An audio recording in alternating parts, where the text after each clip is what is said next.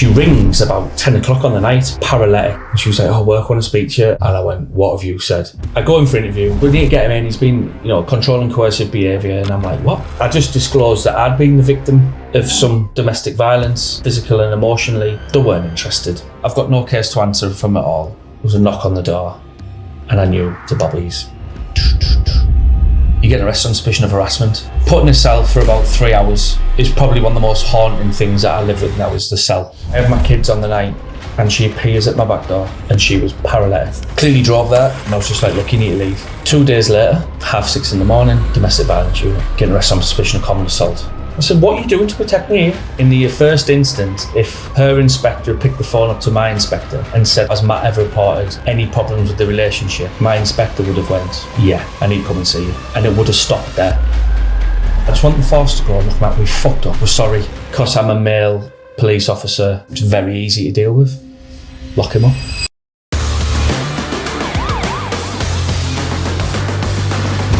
Matt Homan, welcome to the Pocket Sergeant podcast. Thanks for having me. What's strange is all those weeks and months ago that I was thinking about launching this podcast, there were a number of people that messaged me saying you need to get Matt Homan on the podcast. Really? Yeah, and what's strange is we served in the same force around the same time. We never really crossed paths, did we? No, not that I really recall. But you've got an awesome story, so I think it'd be great just to delve into that a little bit. Well, that's funny, people have messaged you. I like that. Oh, you're not aware with that? I think I was aware one person would message you, but if a few have said you need to get him on, then... And then you messaged me, I think. Did you message me saying, can I come on?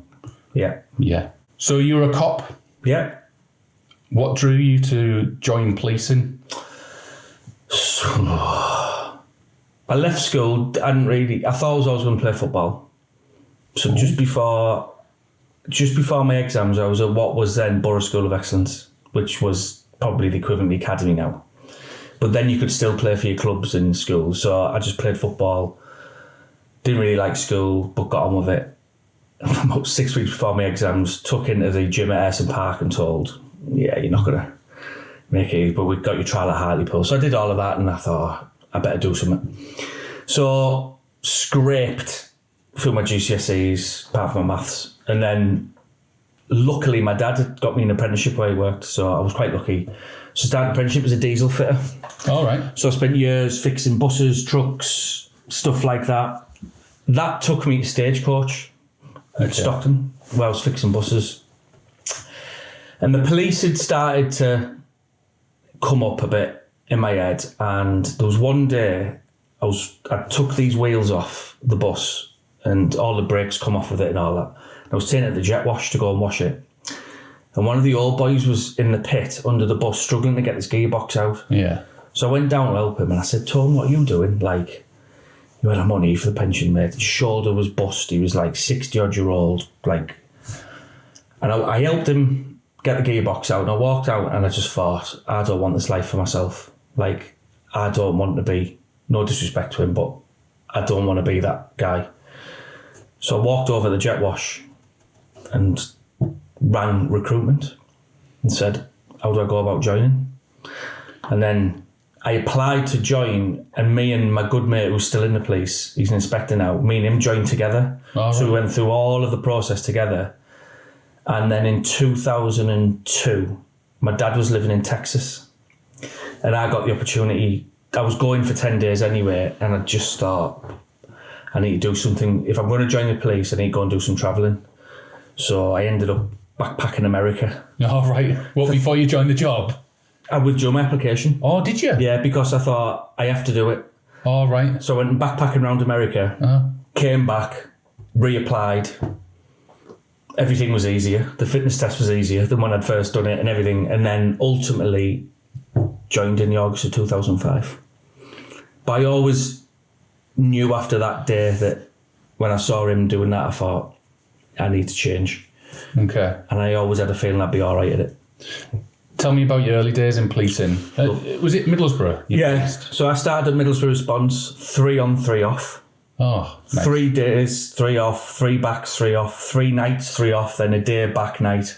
It was like, I just loved it. What were some of the highlights, would you say, from the early days? Chasing cars, going through Groville, people on motorbikes, like... Groville, right. There's going to be a lot of people that are listening or watching. So Groville's an area of Middlesbrough which I actually don't live too far away and always never have, but growing up as a kid, it was always the area that was always bothering. But it just had this... Middlesbrough was just a great place to police. Like, so much going on. Probably the demographics of a city in a very small town. Oh, I just loved it. I loved every second of it. I would have worked every day in the initial stages. Loved it. Job pissed. Yeah, but in a way that wasn't sad. I was 26 and I was like, this is just... You're getting paid for this shit. Yeah. And I hadn't noticed the dark side of everything, which I'll come on to later, but I just loved it and I found a real love of it, and yeah, it was great. So I think you did response, ANPR, very short, yeah. field intelligence. Yeah. What was your favourite posting throughout policing, and why do you think that was? Field intelligence. What's the reason for that? That's a bit of a sneaky beaky job, isn't it? It isn't really. It was plain clothes. It was very casual. You were concentrating more on district targets. So when I initially went to Middlesbrough to do it, the shift pattern suited me. I just separated from my then wife. So I had 2 young kids on my own. So the shift pattern was great because we didn't work weekends. So it really helped me with my trying to rebuild my life. But the job itself, I could talk to people, I could recruit chizzes, I was very good at getting information out of people.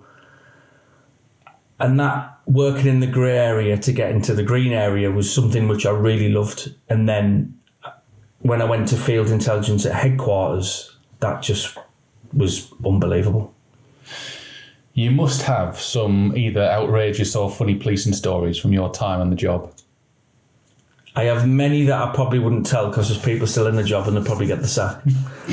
But yeah, a few. One, I always tell a story, but it comes out of a family's quite sadness really, but it's about a sudden death. And there's nothing funny about the death, but you'll affect you. So when you go to a job and you get that nervous laughter, because it's an awful situation and something just small triggers you. So I was acting on the shift and a cop points me on my radio and says, Matt, can you come to this death? I was like, yeah. He comes out the house giggling and I'm like, what are you giggling for? To sudden death? He went, mate, where are you going? And I was like, what? It's awful. So I go in the house and you've got a settee and all I can see is torso and legs, right? All I can see. And his mate is stood going, I tried to pull it off. I tried to get it off. I couldn't do it. And I was like, mate, all right, okay. What? And he went, like a ta-da. And his mate is laid, deceased, with a bin on his head. Right? So I'm like, oh, what's happened? And he was like, well, we were watching the footy, having a few cans, and the guy had a heart attack. Yeah. And do you remember my grandma used to have one? My grandma used to tab her fags in it and put the ash in. The copper bins. Oh, right, yeah, with the black flowered decor, one of them.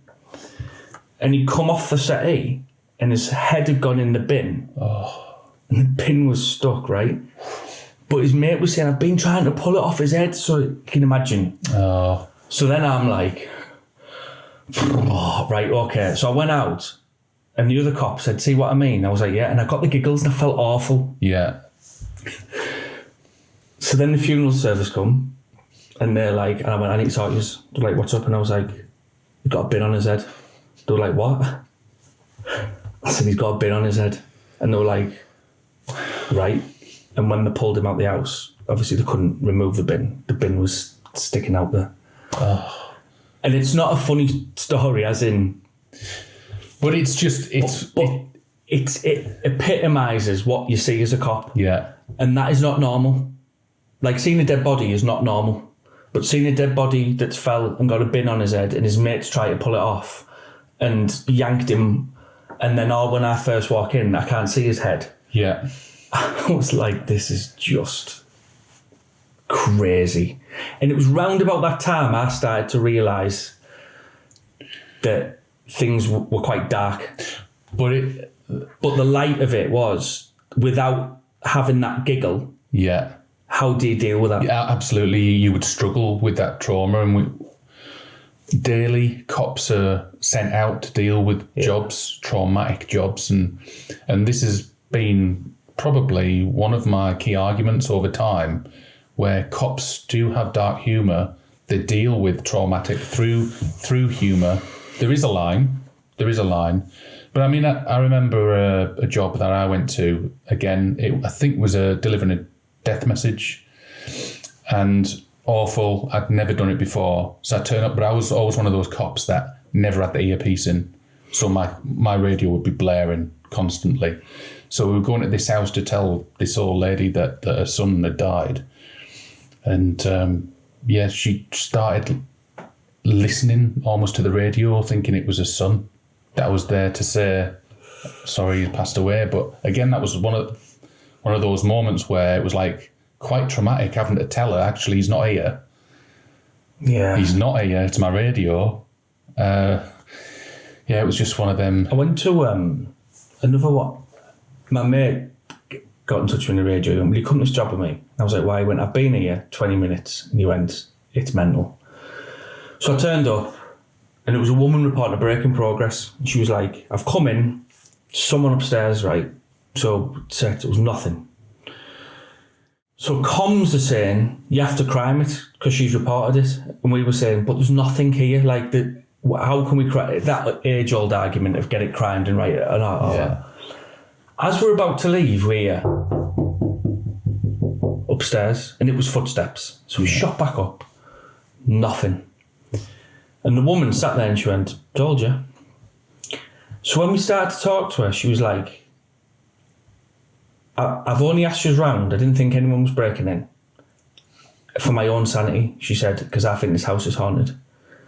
And when we left, there was certainly something going on, and it wasn't like scurrying of... So it wasn't like rats or... It was... Yeah, proper... Footsteps. So we got in the car, and comms are arguing with us on the radio, and my mate in the end went, I tell you what, I'll put crime part in for poltergeist. What do you want me to do? Yeah. But I think with policing, the funny stories that we would find funny, most people like the bin on the head. Yeah. Right? It's not a funny story to a lot of people. No. But having saw it and understood the dark humour of it all. And having to deal with it. My first ever sudden death when I was a probationer, you know, you had to go and deal with a death. Yeah. Was... Oh, get a death. Have you got a death ticked off? Yeah, get a death ticked off. Yeah, got that in the bag, yeah. It's when you think about it. It's all very methodical, isn't it? It's mental. Yeah. Well, yeah, have you done a baby death yet? Oh, that's a good one to get on you. And you're like, eh? Yeah. I got the giggles. Me and the lad, we had to strip the body. And we were just... Because we were that nervous. We'd never seen a dead body before. Yeah. And if anyone was to see that looking in, you'd be deemed as unprofessional, as like, get them sacked. And it's not... It's the body and the nervous system's way of dealing, of walking in somewhere and quickly processing what you have to process. Yeah. And that's where I think cops and other emergency service workers become really numb, because that initial nervous system that kicks in to try and help you cope, that dies as well. Yeah. And you become really numb. Did you always feel supported in the job in those earlier years? Yeah. I had a great inspector, old school. I'd come from a garage environment where it was quite lads crack. So some of the stuff that went on that would be deemed inappropriate, I was like, is it? Mm. And I never got involved in it, but my old inspector was brilliant, and he really took me under his wing, and he was like, right. And I always remember as a young probationer, I had a lad, I was holding a lad against a metal shutter because he was trying to get some other lads. And in the end, I had to like just stay there. And he drove past And when I dealt with it, he said to me, you need to be very careful. Some people, if you put hands on people, some people might think you got to lock them up. And I was like, I know, but he said, I'm just trying to give you an idea of what other people are like. So yeah, I felt supported. I didn't feel supported well-being wise. Yeah. Something that I'll come on to that still haunts me was I went to the death of a kid. A child had an epileptic fit, face down on a pillow. And I'd gone in the house. And I went, because the cop who was going had 2 young kids, and I had no kids at the time. And I said to him, I'll go, you don't need that. Like, you've got kids, I'll go, thinking I'd be all right. Yeah. And I went, and the dad, like, started punching me, braying me, and the ambulance lad was like, he didn't know what to do. And I didn't realise till later on the impact that job had on me, which I'll come on to later. But I left that job, followed the body to the morgue and all that. It was grim. Went back to Nick, and it was like, get a cup of tea, you'll be right, son. So just before you continue, going back to that job, I mean, I was fortunate enough never to have gone to a death of a child. But what was that? What was it like? What were the feelings like when you were in there? Numb, just... I'm very emotional. And when the dad was lashing out, what was going through your mind? A cop turned up and said I should have locked him up. And I went, really? Like, there was no way on earth. I mean, he bust my nose and everything. Like, there was no way on earth that was ever going to happen. I get very... I'm a crier. And I've cried at jobs before. And at that job, I was stood outside the house, and the auntie just said to me, can I stand with you? And I was like, oh yeah, and this robin landed. And she went, look at that robin, she's come back. And I was like fighting the tears. And she went, you can cry, you know. And I went, I know. And I got in the car and I cried. I had goosebumps, huh? And I cried all the way in the police car to the morgue. Like, I got to the morgue and the lass said, are you all right? And I just went, nah, not really. But when I got back to the Nick, it was like, get a cup of tea, you'll be right. What do you think was the worst part about that incident that you attended? Age, devastation of the family, the fact that she'd had an epileptic fit in the night, so they didn't quite know when she died. And I think it was we could have helped. If we'd have heard her, we could have helped. Actually, that family went on Secret Millionaire. Oh, right. They designed an alarm for a pillow, and the Secret Millionaire helped them with it. But yeah, it was... Because that wasn't the only child death that I've been to, but like I've been to, unfortunately, about 4. But because a lot of people that are not necessarily involved in policing might think it's the dealing with the actual physical aspects of a sudden death. Yeah. But I always thought, for me, it was the emotional...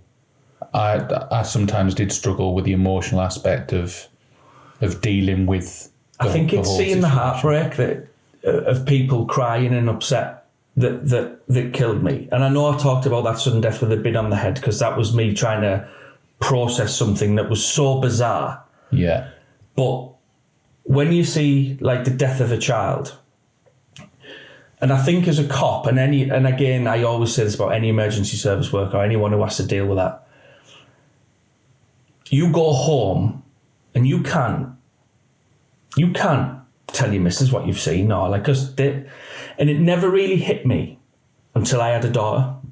And when my daughter got to that similar age, it started to haunt me, because I could see her in this girl. Yeah. And I actually contacted the family. I went to the job and said, am I all right? They were like, yeah, absolutely. And I contacted the family and said, look, can I come and speak to you? She was like, oh yeah, come round tonight. And I was like, oh God. And I ended up going round, and I was like, I just had to come and see you. Like, I'm nowhere near at your struggle, but I'm struggling with it. And she said, do you know what's funny? She said, I was at Tesco last week, and the ambulance worker, we caught eyes, and she had me and the ambulance worker just hugged. And it was just, yeah. But when we talk about being looked after, when I went back to the Nick and had a cup of tea, I got sent to a domestic where an 18-year-old lad had braided his mum. Was this straight after? An hour. Wow. So I then go to a domestic where a young lad hit his mum, and I didn't do anything to the point where I was completely out of line, but I was out of order with that lad. Yeah. I was a bit heavy-handed, maybe. So you're still trying to deal with the trauma that you've I just... didn't know that at the time. Right. Okay. But I went into this job and I actually reflected on that job because it was so uncharacteristic of me, and I realised afterwards, like, I'd really flung him in the van and I'd really given him it about, this is your man, what are you, like, if you've seen what I've just seen, and all of it came out. Yeah. This lad was like, oh, whoa, all right. And I was like, no, you're out of order. You know, and I slammed the van door and I locked him up, and I went back and told my inspector, I said, look, I've been really, and he was like, if you've done nothing like really bad, it's fine, it's just you and massive, it's not fair on that lad. What should the job have done for you then? Having dealt with that incident and trying to deal with it, figure it out mentally, rather than you going to that domestic. I should have just been either. It's hard, isn't it? Because what if they send you home and you go and stare down the bottom of a bottle? What if you do that? What if you're, I think, protected in the nick for the rest of your shift is probably ring comms. Yeah. He's doing his paperwork. He's been to that job this morning. Like, just leave him for the day. We'll go and look after him. I think that's the wise thing to do. And you've got your colleagues around you who will obviously realise what you've been to. They could come in and be supportive, you know. But there's a massive gap in that because it wasn't the weeks after, the months after. It was the years after. Do you know what I mean? Yeah. And I think they should any job like that, you should be checked in every 3 months, 6 months. Does that job still affect you today? Yeah. When I tell you my story, okay, that's when it really kicked in. Okay. So going on to that then, you talked about separating from your then wife. Yeah. And then you met a new partner? Yeah, met a new partner at a wedding in Spain. Kind of knew her anyway. Bit younger than me, but things were really good. We got together. She ended up working as a domestic violence support worker for ages, seemingly really good at her job. And then after COVID, so it was 2020, she decided she wanted to join the police. I had apprehensions about that due to stuff that was going on at home, which is not fair for me to comment on with her, but there was stuff that I was thinking, is this right? And yeah, and then she joined, and then things went a bit downhill, should I say. How are you speaking about the relationship itself? What do you mean? In terms of, you'd said about stuff going on at home. Yeah. What was the relationship like? Up and down.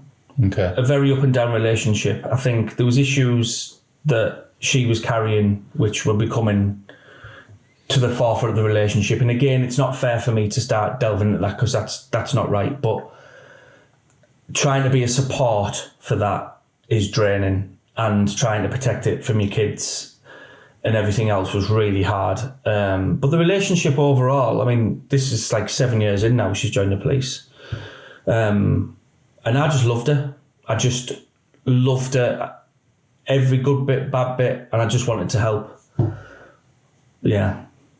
I think there was at one point when police actually wanted to come and speak to you. Yeah, so I'll go back a bit. Okay. So in May of 21, okay, I'd been appointed, the job I always wanted. I got the job as a Spock. Really, really want to do it. Loved that side of it. For all, I was really bad at maths, and I hate maths. For people that don't know what Spocks are. So single point of contact, so worked in covert standards, so a lot of form work, so we were the ones who would gatekeep your applications. So we would read your applications, make sure they were right, send them back if they were wrong with advice on. We would then go to the network providers, so your EE, Virgin, whatever, get call data you require. We'd be in charge, the office was in charge of surveillance authorities, so everything covert in the force came through our office. But we'd be on call all the time, so we'd work on crimes in action, which I'd already done in the field world, but we were the Spocks for crimes in action, so murder manhunts, crimes in action, vulnerable missing people, high-risk missing people, we were that. So when you were on call, you were just never in bed, really. You were just always getting called out. Yeah. So I went to writing to the College of Policing because it was a nationally accredited course. So week 1, there was issues at home, but I go, come back on the weekend, things were great. And when I look back, it probably a bit too good. Right. And then I went back on the Sunday night, and then on the Wednesday, my then partner, I thought she was going on to nights. And I'd been out my bike, and I messaged her and I just said, look, enjoy your night shift. She said, I'm going to sleep. I'm going to try and get some sleep before I go. I was like, right, love you, blah, blah, blah. She rings about 10 o'clock on the night, crying, and I thought, well, something happened at work. So I was like, you all right? She was like, no. And then paralytic, drunks, some self-harm had gone on. And basically, I'm leaving you. So this went on all night. I'm trying to get a friend round because I was concerned for her safety, and this went on and on. So I'd had no sleep. Went to the course lead and said, look, I need to go. Yeah. I have to go. And he was like, your exam. And I went, I'm not bothered. And he was like, family first. He was family first. He said, but I think you should. And I went, right, just give me the exam. 95%. All right. I just done. He was like, what? And I said, I'm off. Yeah. I mean, right into Middlesbrough is not a nice drive. It's a right mess on. So it was 4 hours or something. So I got home. House was empty. She'd gone. That was it. So relationship ended. Flit in the night while I wasn't there. So in relation to the police wanting to speak to me, a couple of weeks later, she finally made some contact, said I need to speak to you. And it was really strange, really, really strange. It was about 2 PM, and she came round, and she was in like half blue, so she was in a police trousers, a boots with a civvy coat on. I thought, this is weird. And she was like, oh, work, I want to speak to you. And I knew. And I went, what have you said? And she was like, well, it's not me. I went in for a welfare meeting with my inspector, and she said that I'm being controlled by you and you're being coercive. And I was like, oh, no. While she's speaking to me, her sergeant rings her and they go through the DV form with her. And I'm thinking, what? So you're in the house of the perpetrator doing a DV form, and your supervision don't know you're here. That's how scared you are of this situation. I just thought, what? So I contact DSE, professional standards, and I was like, what's going on? They were like, well, how do you know? And I was like, well, because she's been round and told me. And they were like, oh, well, this isn't good. And I was like, then for 24 hours, I'm thinking, oh my God, I'm going to get arrested. So what had she divulged to the supervisors? So I found out once so in the end, I was ended up taken to Hartlepool police station as a voluntary attender. Right. And the sergeant on the DV unit had fought not to get me locked up. So there was... She'd refused to hand her phone over. They asked me for my phone, and I was like, well, it's not for me to prove, so no. Yeah. And I was running a kids' football team, my kids, on the phone. I was like, no. And then it was stuff like, you once said to her that she's not allowed to wear makeup for work. I used to tell her that she should go to the gym because she was fat. All of this stuff. And I was like, I'm going to stop you there. I said, she's a size 8. Yeah. For starters. Were these questions asked during an interview? Yes. Voluntary interview? So voluntary interview. How did it feel being horrific? Tell me about the worst part was getting booked into custody. That was so they opened Hartlepool custody up to get me in, because obviously they didn't want me going to Middlesbrough, which was fair enough. You're not meant to be taken to a foreign force? If you're arrested, I think. I don't know the full ins and outs. Oh, right, okay. I'll come on to that. Right, okay. So getting booked into custody, I thought, I feel like a right shitbag here. Like, I felt like dirty, like a criminal. And when they was telling the custody sergeant I was going, in my head I'm thinking, So they were explaining the circumstances. Almost, yeah. We need to get him in. He's been, controlling coercive behaviour. And I'm like, what? So we get in for an interview, and this stuff starts coming out. I was like, look, I'm going to have to stop you there. I said, I tell her to go to the gym because it's good for her mental health. And I disclosed a lot of stuff about what I lived with. Yeah. So as a snippet, I've read 4 suicide notes. Okay. bit of self-harm and stuff, and I was like, this is what I live with. And they were like, oh. And I was like, so I went through it, and I just disclosed that I'd been the victim of some domestic violence, physical and emotionally, and they weren't interested. There was a female interviewer as well, and part of it was around finances, and I said, look, I don't control her finances. I said, in fact, when I get paid overtime, I give her money to pay off a credit card. Oh, well, that was never mentioned. And I'm like, but I said, in most relationships, somebody generally is in charge of the money. Yeah. I went, and then they started to talk about sex a lot, and I was thinking, where are you going with this? And it was really strange. I knew they were holding back on some stuff. I knew they were. Well, of course, because you'll have done many, many interviews yourself. So I was going, well, where are you going with this? So like, come on. Oh, no.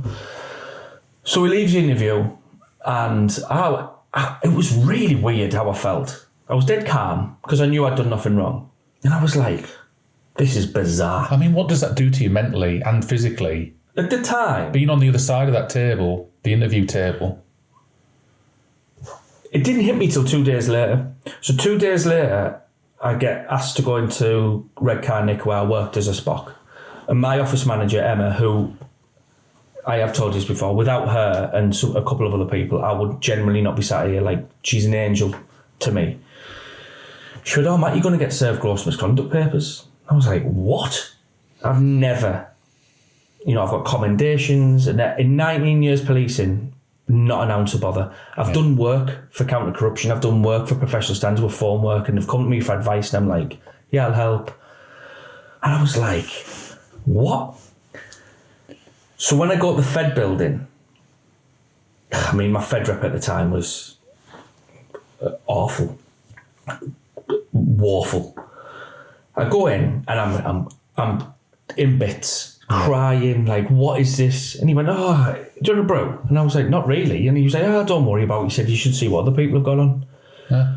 And I was like, and he went, the best of it is, laughing, he went, they looked at rape. The inspector crimed a rape against you. I didn't know that. Right. And I was like, what?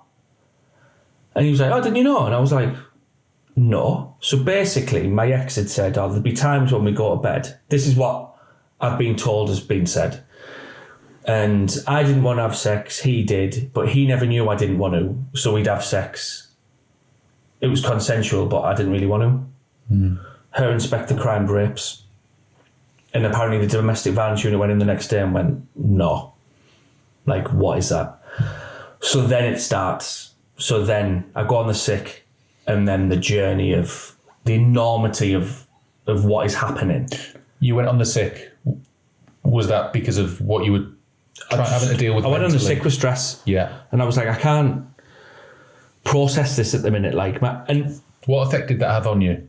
So if you couldn't come to work due to stress, what did the stress do to you? Well, I wish I had it now, because I lost about 2 stone. Huh? I could do with losing a bit of clem now, but I lost weight.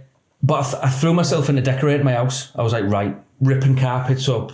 Couldn't afford new carpet. I had no money. So I did all my floorboards up, and my dad helped me, and walking a lot, just walking the dog, and like, what is going on? I was thinking, why is it taking so long? I haven't done anything. So 6 weeks later, I get a phone call, and it was from the sergeant who didn't want to lock me up. And he said, right, Matt, he said, I've got some good news. And I was like, well, nothing's good news in this. What is it? And he just said, you've got no case to answer. Yeah. He said, we've been forced to go down the path of going for victims prosecution. All right. I was like, based on what? And he was like, don't. He just said, don't. He said, I can't go there with it, because he said, I'm not happy. So I started crying. And me and my dad have this real funny relationship where we'll give each other a cuddle. I'm very cuddly. My dad's like, this is nice. Yeah. But we've got closer. I was bursting at tears, and he just grabbed me. And he said, is this out of relief or what is it? And I just said, I just don't know. So then a couple of days later, I meet with Professional Standards and they say to me, right, because you've spoken in an interview, you've got no case to answer.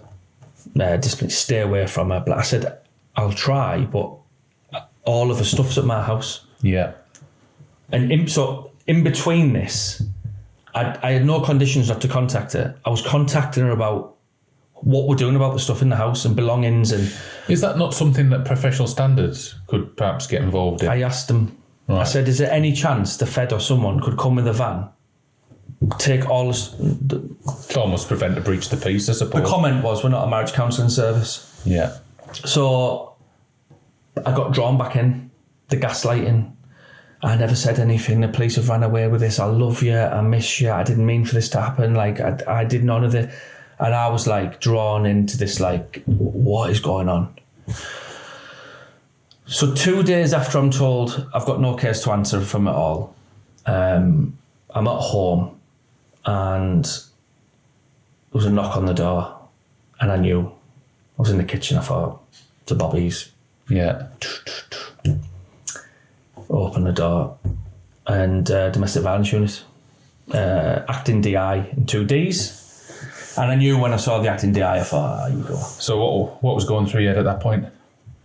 Just, in all honesty, just confusion. I was like, what now? Yeah. You get arrested on suspicion of harassment. I was like, on? And they were like, oh, your ex. And I was like, what? And I knew, and he went, we need your phone. And I went, you can't just arrest me for my phone. I said, why don't you volatent me and I'll give you my phone? No, we can't do that. So I get taken to Durham police station. So this is where I went to a foreign force. Did they end up seizing your phone then? Yeah, took my phone off me, yeah. So I went to Durham, Nick. So this is 2 days after I've been told I've got no case to answer. Put in a cell for about 3 hours, which is probably one of the most haunting things that I live with now is the cell. So what was that like? Horrific. There was a lad, I'll do the voice because a lot of cops watching this will resonate. Yeah, boss. And I was like... Oh, it's bringing back memories. So I just went into myself and I thought, you need to meditate. You need to just calm your mind down. My mind's racing, like, what? Yeah. So the band Doves, the Doves, love them. Yeah. So I was like, right, Black and White Town. Over and over and over again. Then I did See the Room by them in my head and I was like, I love that song. So I was like, bang. It's almost try to distract yourself from the situation that you were in. I had to, because it was red hot. It was the summer. I had a jumper on, shorts, sandals. So I call it my custody clothes now. I've threw them all out because I thought, I'm going to custody. Sandals, shorts with no cords, a jumper. Yeah. Because it's going to get chilly. Yeah. So I was like, here we go. So get brought out and the Fed have provided a solicitor. It was brilliant. And he goes, right, it's third party reporting from her inspector, again, same female inspector. They've been round to do welfare checking because they're really concerned about her drinking and stuff like that. And she showed them messages that they've deemed as harassment. So I was like, now bear in mind, I was a digital media investigator. Yeah. I was a Spock.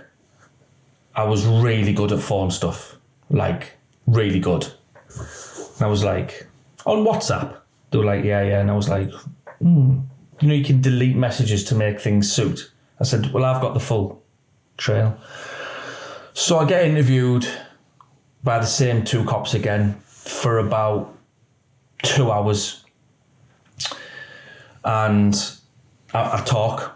Yeah. There's no, and I said to the solicitor, I need to talk. He said, yeah, you do. He said, she's given no statement. Oh no, she got in for a video interview and she'd walked out halfway through. Right. And said, I can't do this. On the way to the police station, the cops were saying to me in the car, Matt, we know it's a pile of shit, but we have to do this. So I was getting all of this. The circumstances to get me past the custody sergeant, you wouldn't get a criminal in. Yeah. I was like, what, prompt and effective investigation, really? Is that it? And in my head I'm thinking, oh, wow. Yeah. I felt sorry for the custody sergeant because they've obviously had a phone call. We're bringing a cop in from Cleveland. He was like... So I speak again in an interview, talk about our relationship. I talk about how I've been physically assaulted. I've had my phone smashed. I'd be walking down the road and she'd suddenly be drunk and go, he's a cop, help me. Where's that come from? All of this stuff. She threw a glass at my head before, and I'm telling them about what I have to live with. Like, all of this went on. Why? What stopped you from reporting it initially? I thought I was. Honestly, Paul, I was under that much strain and stress. You laugh. People might laugh at this, but people who've been through it'll get me. I'd been that much of an empath with her, and I had to deal with so much stuff that I didn't want to do it to her. Yeah. I didn't want to hurt her. I didn't want to upset her, even though I'm in this whirlwind of like craziness. I couldn't do it to her. But when I was in the interview, I thought I was reporting it to them because I'm telling them on a tape, this is what has happened to me. Yeah. And I thought, they're going to come to me and go, right, we've reviewed your interview. Can we get some... So we leave the interview room and they bail me with conditions. And I said to them on camera, she will breach these tomorrow. She won't. She's been told. She won't. I said they will. She will. So it was not to be in contact with her indirectly or directly, all that. Yeah. So I've got no phone. Also, I'm taken home. Again, Matt, it's a crock of shit. We feel sorry for you, blah, blah, blah. And I thought, just don't speak to them. So I said, don't drop me off at my house. It's embarrassing. I said, drop me off the end of the road with me bag, with me red clip around it, with me belongings in. So your little custody bag. Transparent plastic bag with all your property in. So the cop who'd locked me up was the trim lead for the force. What's trim lead? So the trauma response, I can't remember the rest of it. Trauma response incident management, something like that. Yeah. It's really good what they put in place. So cops who have been involved in traumatic incidents, they can be taken away now and looked after and all that. So you'd think they'd have some sort of well-being. I'm walking off, the window comes down and he goes, Matt, don't do no daft. Huh. I just went, brilliant. So they dropped me off at the end of my road, knowing I was struggling with my mental health, with no phone. Can we drop you off at a family member's house? Do you need your family members' contact numbers out your phone? Because no one knows what phone numbers are anymore. Yeah. Do you want to get a friend round? Do you want us to come in and sit with you? There was nothing. So I went in the house. And I woke up on the kitchen floor, 3/4 a bottle of rum. That's really poor of them, by the way. That's really, really poor. Oh, it gets better. But it's not even the fact that you were an existing cop. If that was anybody that you'd had in custody and they'd said that to you, but I mean, you wouldn't say that to... They'd be looked after better. Yeah. So I woke up on the kitchen floor, like, rough. I thought, right, had a shower. Ex-missus, my kid's mum's now panicking. So I went to EE and got a replacement SIM and put it in my old phone, rang my ex-wife. And she was amazing, to be fair. She was like, Matt, I can't believe it, etc. And that day, my ex tried to ring me 3 times, so I never answered it. Every time she stopped ringing, I rang my Fed rep. She's ringing me. She's going to turn up. She won't. I can't believe she's rang you. We'll go and tell her. So 4 times she tried to ring me. I have my kids on the night and she appears at my back door. And I was like, oh, God. And she was paralytic. Clearly drove there. So I was like dead calm. I was really calm. And I was just like, look, you need to leave. I said, like, I'm on bail. Like, you're going to get me shot here. Like, what are you doing? And she never said a word. She had a backpack on and it was really eerie and unnerving. And she never said a word. And she got in a car and drove off. And I was like... And I rang my Fed rep and he was like, oh, has she rang again? I went, no. I said, she's turned up. He went, what? I said, yeah. I said, what are you doing to protect me here? And looking back, if she'd have said he asked me to come round, I'd have been sat in Durham Nick on remand. 100%. So she's not arrested now. Nothing happens. And the next day, I'm in the Fed building getting served gross misconduct papers again. So... What for this time? The harassment. Oh, right, okay. So we're now 3 days after the first events happened. I've now been arrested and served further gross misconduct papers. So imagine what I'm like. I'm like, what the hell? I'm now a paranoid wreck. So location services on, going for a pizza. I'm like, I sit the camera, like making sure I've got... It's almost anxiety, isn't it? So you've got an anxiety about... Yeah. Everything. And because of my job, I knew every NPR camera from here to Durham to North Yorkshire. So everywhere I went, I made sure tried to go through an NPR camera as best as I could. I was just a wreck. And about 2 weeks in, I got a notification from Google that my location services had updated and all that. And I was like, right, I'm going to really keep on this. So I'm due answer bail. And they were that worried about my mental health, they offered me a role back at work. Yeah. Funny enough, the first role they offered me was to look at CCTV in custody. But my inspector at the time went, he can come with me in the intelligence unit, he's coming with me, like he can sit with me. And I went to my other inspector and I was like, I'm due to answer bail tomorrow, what do I do? That night, get a phone call, no case to answer criminally. There's no case to answer. And I was like, right. Both occasions, that occasion, I will say, they gave me my phone back within 24 hours. I will give them credit for that. Yeah. I got my phone back really quickly. So no case to answer. 2 days later, no case to answer criminally. From professional standards. So I was like, right, breathe. 2 days later, 6:30 in the morning, knock on the door, domestic violence unit. I was like, really? Yeah. Getting arrested on suspicion of common assault. I was like, on who? On you reckon? I was like, look, so this is a Wednesday. And I was like, when has this happened? They were like, Monday. I said, right, I'm going to stop you there. I said, and now my solicitor had given me some RV cases around arresting people just for phones. Yeah.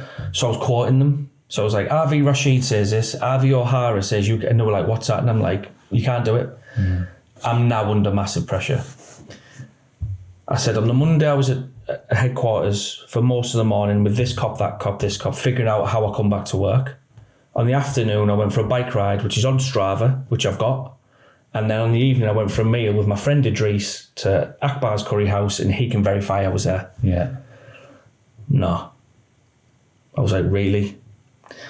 So they lock me up, take me to Durham. I've got my jumper, my shorts, my sandals on. Your custody clothes? Yeah. And cop in the back, he goes to me, why don't you get a non-molestation order against her? I went, well, why have you locked me up then? And he went, and they all started like looking at each other.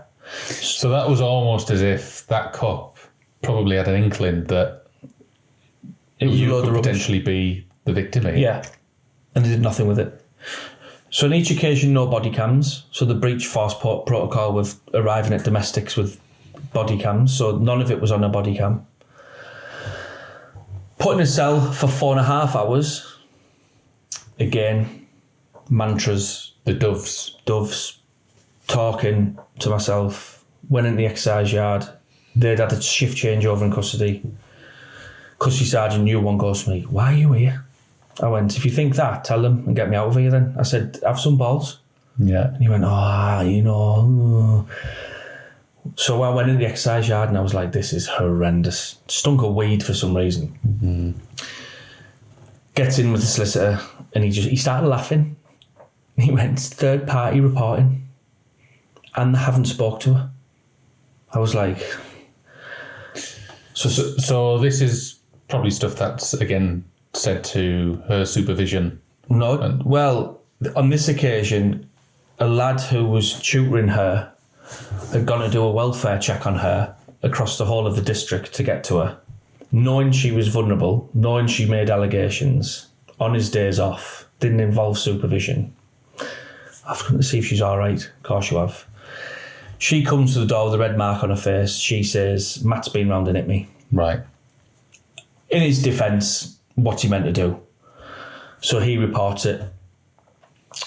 So they hadn't even spoke to her, and they hadn't told the custody sergeant that either. Back in for interview. I'm now like, what?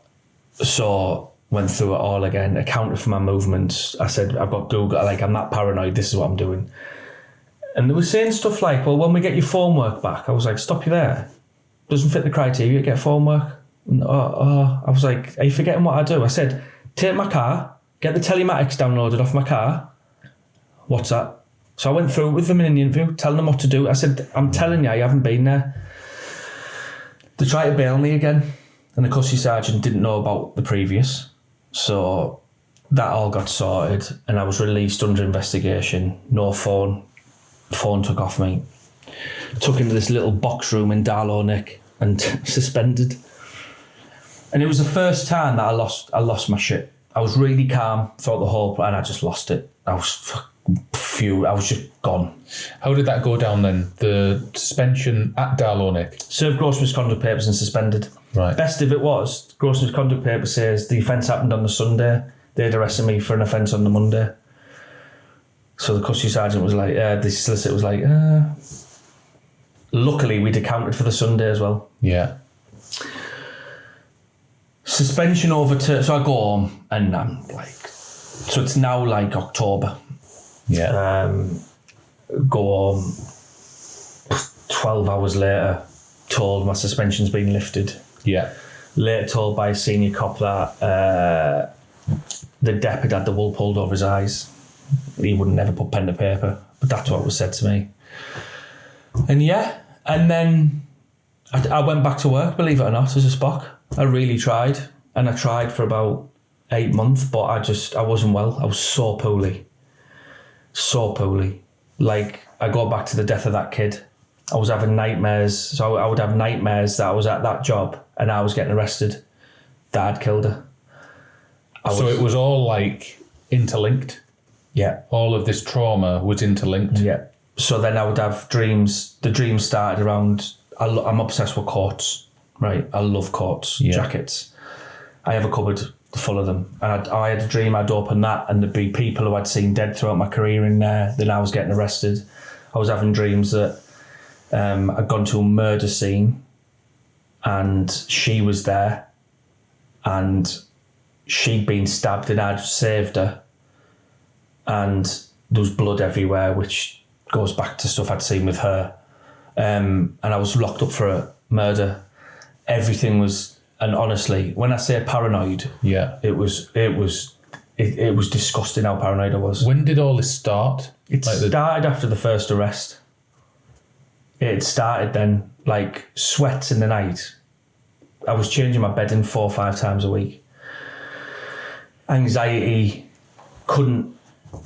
I had a really good friend who was in the police, and I'd message them and say, can I come to yours because I can't be in this house. Every noise outside, I was at the window. I've had Ring doorbells fitted. It was horrendous. Yeah, really dark. Then the Christmas comes, and it's my birthday on the 22nd. And she's now getting in touch with me. Have you been round and slashed my tyres? Because my tyres have been slashed. And then professional standards are ringing me saying, we know this has happened, but we know it's not you. And I was like, oh. And she's like, I never meant for all this to happen, Matt. I love you. Like, I miss you. Like, and I'm like, what is going on? Like, and I'd never grieved my relationship. And so as a bloke, you know, I'm quite open about my feelings and I needed to grieve and I never had. So that now had kicked in. So now was the grieving. And that led me to going up the hills and with a dog, and I climbed a tree, took my top off and thought, right, this is it. Just do yourself in. And then my dog barked. He was only a pup at the time. And I looked down and he was like looking at me as if to say, really, mate, like, I need you and your kids need you.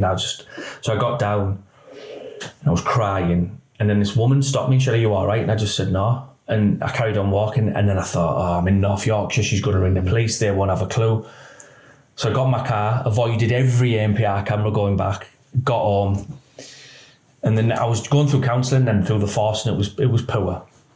And I rang my boss Eben the next day and I just said, Emma, I need some serious help, like I need to see you. When you say it was poor, elaborate on that. It was a connection with the counsellor. Oh, right, okay. She'd ring in sick, it was not consistent, she'd forget my story, I'd have to repeat it, it was poor. Okay. But I was going into a counselling service on Yarm Road, seeing other cops coming in and out, and I was like, this is awful. So that probably made you feel uneasy. It's horrendous. Yeah. And I met Emma, and God love her, she came meet me on a rest day. She was on leave, and she came meet me at Red Kinnick, and I just broke down. I said, Emma, I'm not good. Like, this has happened yesterday. I was glad for my self-awareness, and I just said, like, it's got dark. Like, I can't.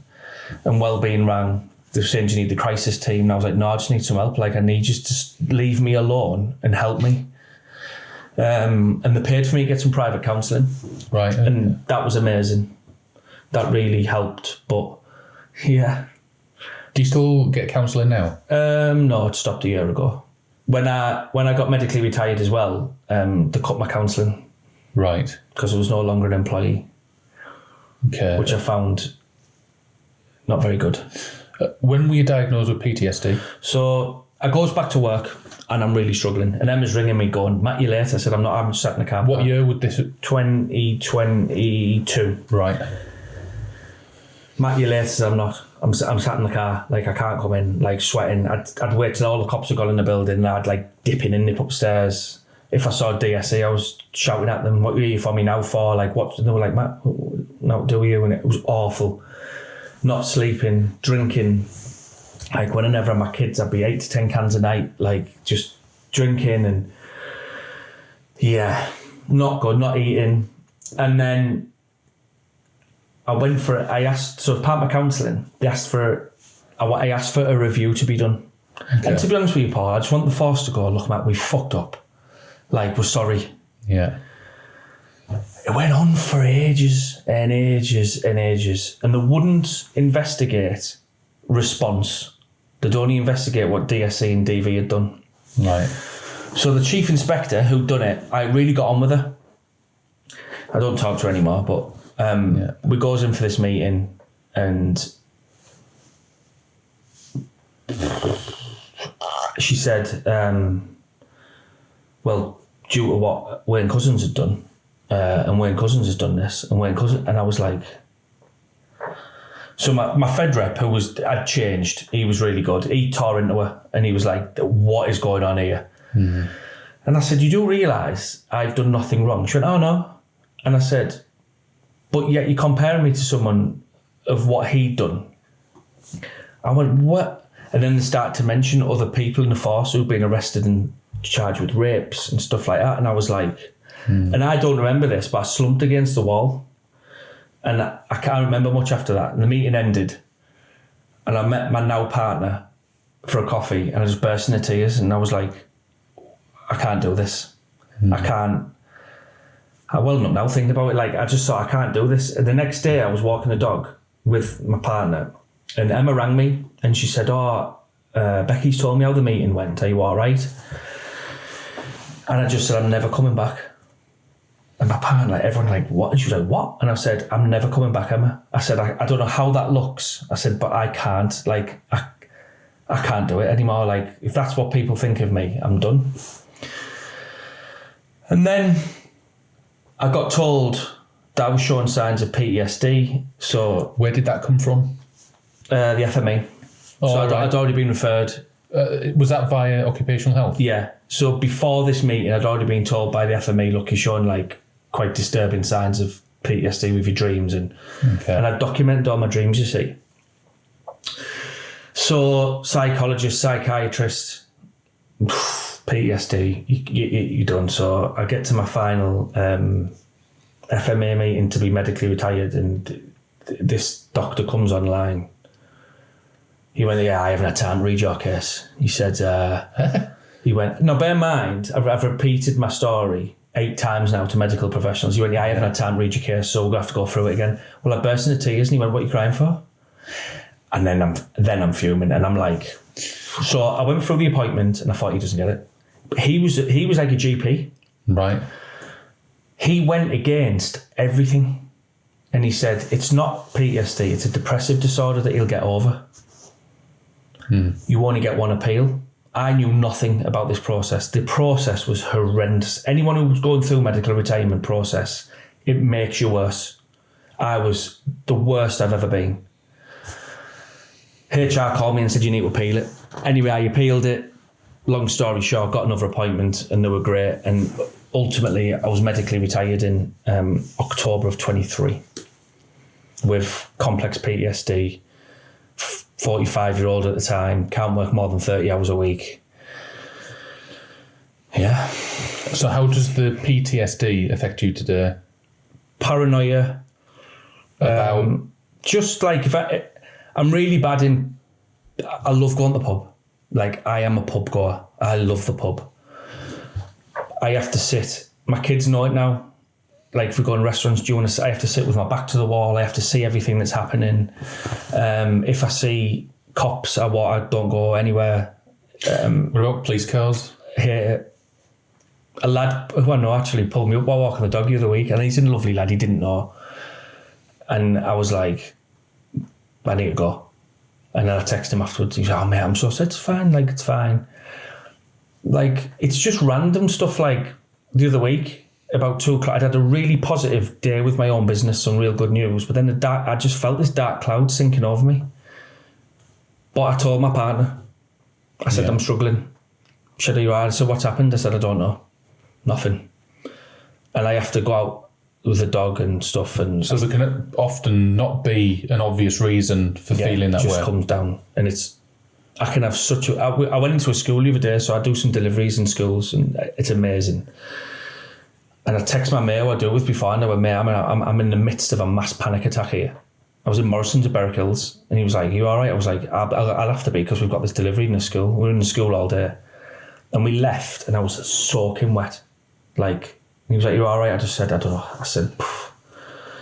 So yeah, I still misuse alcohol sometimes. Like, I drink too much sometimes, but I think we're all guilty of that a little bit. But do you know what, Paul? I've learned not to beat myself up about it. I've had a lot to drink this week.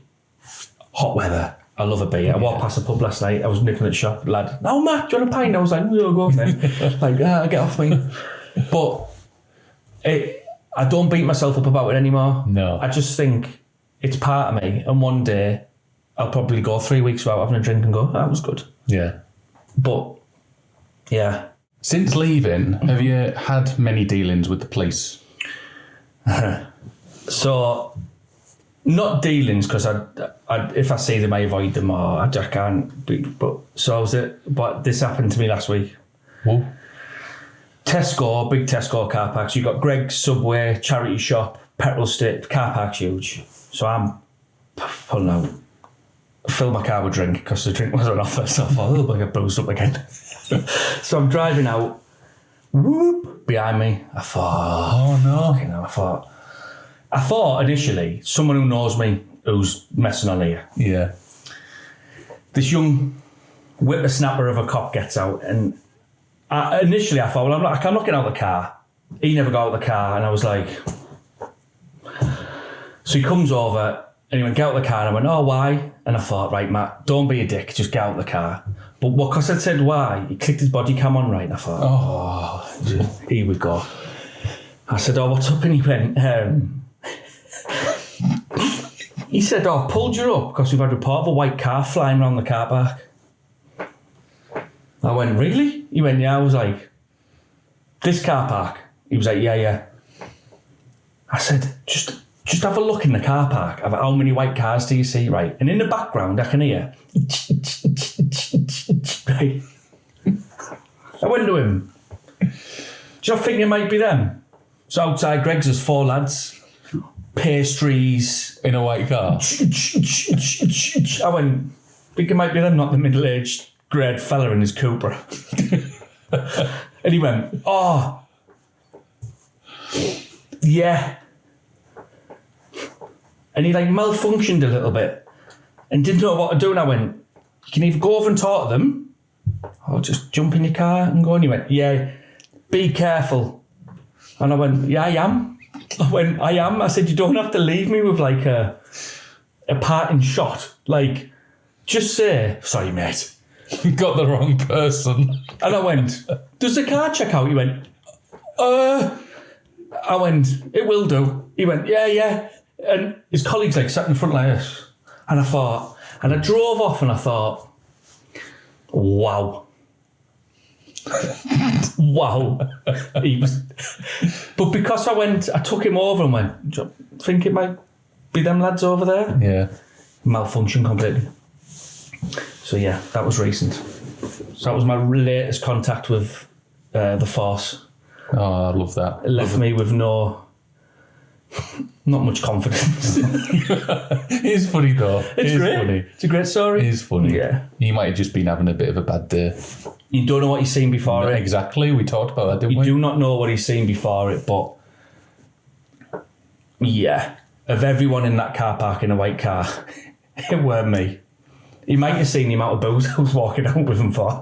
What's he up to? Oh, that's brilliant. I want to bring you back to when you were walking the dog and then you were having thoughts to take your own life. Mm-hmm. What stopped you? I know you said the dog barked. Is there anything else in particular that stopped you? Or So since I've been on this journey, I've become very spiritual. So I was dragged up a Catholic, forced to go to church, and with what goes on in the Catholic Church, I don't agree with any of it. So I was like, right. And in order to stay calm throughout all of this stuff, I started looking at Buddhism and Buddhist ways, and it really helped me to be calm. And one thing I am really proud about myself is, apart from the time I kicked off when I got suspended, and I later emailed the 2 cops and apologised. I said, look, I was really calm and I was really in control.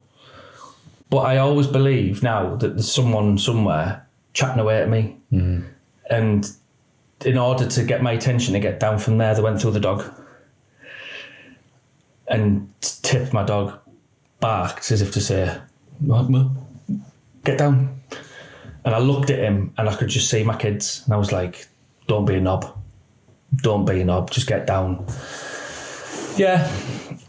I was just lost, Paul. Like, to me, it was a way of stopping the pressure and the noise and the constant, what I felt was bombardment from the police. Like, just leave me alone. I've done nothing wrong. What could have been done differently? What should have been done differently to prevent all of this? Common sense. Common sense. I think in the first instance, if her inspector picked the phone up to my inspector and said, I'm not telling you what's being said, but has Matt ever reported any problems with the relationship? My inspector would have went, yeah, I need to come and see you. And it would have stopped there. I think there was a lot of disparity because I'm a male. Okay. I think because I'm a male police officer and there's domestic abuse being reported with no evidence, it's very easy to deal with. Lock him up. So you felt that there was a presumption that you were guilty? Sexist? 100% sexist investigation. And it happens across the country every day. Yeah. I see it on LinkedIn, I read about it. Oh, 100%. Well, I told them and no one came to me for a statement. Mm. And she's still serving in the police. And it's like... And people like Wayne Couzens and stuff like that, unfortunately, until that stigma goes away, male police officers are going to be compared to that. Because forces are that frightened that they don't do anything. But in my case, when you've got cops going to you, it's a crock of shit, Matt, we shouldn't be locking you up. I've some balls. I've turned down arresting people before because it's not justified. Mm. And I've had arguments with my supervision. You lock them up? I'm not locking them up. Yeah. Common sense and just some compassion. Compassion and I guess be open-minded. Yeah. It's not always one way. But when you're providing no evidence, Yeah. and I'm providing evidence countless times, why are you still coming to lock me up? What are you doing to me? And that's the biggest thing, Paul. Like, I don't hate the police. I'm very proud of my police career. And recently, I've slightly missed it. But it's like looking at another person going in now like that. That's What do you miss most about the job? the jobs I worked on. Like, I worked at such a good level of like criminality and murder manhunts and stuff. But now I know that everything in policing derives from darkness, so I don't want it in my life anymore. It's miserable. Drugs, death, violence, money, Trauma. death, domestic violence, chasing cars, burglaries, robberies, crack. It's all dark. Yeah. And it's funny as cops, what we get light from, that's great, lock up that. But when you do the backstory of that person who you arrested for that burglary, you don't go and choose to burgle a house or take crack cocaine. They've got trauma. Yeah. So their trauma, because police officers are generally empaths, you're taking on their trauma as well, and you don't realise until you're out of it. It's crazy. It's like looking through this round table at someone else's life. It's mental. Talking about getting out of there, getting out of the police, you've touched on doing deliveries at schools and things like that. Tell us a bit more. So I left there and I got a job with the Middlesbrough Football Club Foundation. Really no confidence, not knowing what my transferable skills was. I'm now starting to get an idea of what I can do. Bobbies have tons of transferable skills. But because of what had happened, I was so low.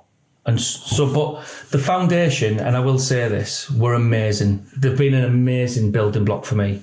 Built my life back up. Some beautiful people, real good people who were trying to help the community. So I got a job working in schools through a scheme at Redcar and Cleveland Council called Virtual Schools, who look after children in care. And I was going in mentoring them and giving them an hour a week. And, you know, they've got some shit on them kids. Do you know what I mean? So, like, I was like, right. And I've just found that I love it. Like, my calling in life now is to mentor young people, I think, and help them. So I have my own business now called Lived XP. So based on my lived experience. And I go into some secondary schools where I have a cohort of young people who are struggling mentally to attain attendance, stuff going on at home. So a lot of compassionate stuff, a lot of holistic stuff I do with them. So a typical day, Lived XP, what could you be doing? This. Yeah, podcasting. To public speaking, I do talks, I've just delivered a boys only transition programme in a few schools for lads to understand digitally what's expected of them, but hidden behind that is masculinity, toxic masculinity, ego, what's expected of us young men, you know, anger issues, well-being, it's all right not to be all right, look after your mates, you know, all of that. And it's been really, I'm blown away. I've just got a corporate sponsorship to help schools with that for next year, so that's really good. And really just helping young people. And I've found my little calling for now. It might change because now I know what happens in life, like it might go down another path, but yeah, I love it. To give them kids an hour a week and they want to come back and see you, and you can just talk to them and be open with them and tell them about my struggles, and they go, eh? And I'm like, yeah, I struggle, and it's really good. So yeah, I only work 3 days a week, and I'm sticking to that for now. Yeah. I'm really determined just to be I'm Tuesday, Wednesday, Thursday, because I need that time. Where do you see Lived XP in 2-3 years from now? Where do you hope it would be? And what do you hope? So this is not financial. I am not asked about money. I've chased it at work. I've chased the overtime. I've sat on scenes for 30 quid after tax. Pointless. I am out of all this. I am blessed. I've got a good pension, which is the least probably what could have happened. But where I see it is, and this is going to sound cheesy, but I just want it to be in 2 years' time a place where people go, oh, you need to get Lived XP in to help. Yeah. you need to get him in, and whoever's with him, just to come in and help. And the word of mouth is doing that now. Like I'm getting some emails. Oh, I've been told, but can you give us senders what you got? What age are we talking? I know you've talked about secondary schools. You've done some stuff. I'm so scared about doing in primary, but I've learned the best success I had at the foundation was working with year sixes. Right. Catching them. Great age. Before they go into year 7. Emotional well-being, how you regulate yourself, tactics, tips, stuff like that. I had some real success. One of the kids got an award by the foundation as participant of the year because of what I'd achieved to do with him. And on the back of that, I ended up getting employee of the month for the whole football club. So I was buzzing. What had you done? I don't know, really. I just helped him. Like, he was a young lad. His family were really dysfunctional and he was in care. And I just showed him that you don't have to kick off. And, like, as lads, as men, going into being young men, it's a confusing time, and how do you regulate yourself? And if you want to cry, it's all right, man. Like, do you know what I mean? Like, and we really changed him. And don't get me wrong, the wraparound around him, it all clicked in. Like, the carers were amazing, the school were amazing, the social work was amazing. Like, there was that whole package with him. I just give him that little kick that he needed, and hopefully he'll go on and live a lovely little life. But so I work in primaries with the year 6 lads, which is great. Yeah. I was in Pallister Park Primary. They were great, them kids. Thinking they had to carry knives, ride motorbikes, vape, sell drugs. Then when we finished with them, we did, what do you think now? Well, I can give my mate a cuddle. I can go and see if they're all right. I don't have to be on Snapchat all the time and all of this sort of stuff. So it's really worked. And I could do my own podcast. Well, yeah. Nothing's stopping them. Nothing's stopping them. So I suppose I'm trying to be a positive male role model. Some people watching this who might know me might go, really? But I am. And by being open and honest about what I've been through and my struggles, yeah. And I'm a bit of a secret campaigner for male victims of DV as well, because it's an horrendous thing to go through because you don't have a voice and you're not listening to. Where can people find you or Lived XP if they're listening to this or watching this and they want to speak to you further? So Instagram is Matty_Homan, Homan. On LinkedIn, I'm just Matt Homan. So they'll find me on there. And I am embarking, with your encouragement, on a TikTok journey, which I can't wait for this. I'm starting next week. The thing is, you've got so much to say. You've got so much Lived XP. You've got to get it out there. Yeah. Just like you are today. So that is... I am on that. I'm called the that PTSD guy. Okay. And I'm going to make it just a bit fun and take the mick out myself a little bit. And if people struggle to find you, you can always contact me. Yeah. Via Pocket Sergeant. I'll put you in touch with Matt as well. Yeah. The next thing we'll go into, the final thing, is a quick fire trigger round. I'm going to fire a word or two at you, and you've got to fire a word or two back, and it's got to be quick. You ready? This is where you might have to edit this. Go on. Gross misconduct. Horrendous. Vetting. Needs to change. Field intelligence. Unbelievable. Counter corruption. Supported me and were good with me. DVPN. Horrendous. Trauma. Sad. Loyalty. Few and far between. Betrayal. Higher than loyalty. Resilience. I'm getting there. CID. Was good, not now. The job. Brilliant. On that note, I don't think we could have finished it any better than that. Also, yes, for coming on the podcast, you get your very own Pocket Sergeant. Oh, thank you very much. You know, I've had people messaging me and all sorts and leaving reviews asking for one of these mugs, but you'd only come and get one when you've been on the podcast. Well, thank you very much. But Matt Homan, I really appreciate you coming on the podcast, and we'll keep in touch. Keep us up to date with what you're doing with Lived XP. We'll share and repost your stuff as well. Yeah, thanks so much for coming. Thank you very much.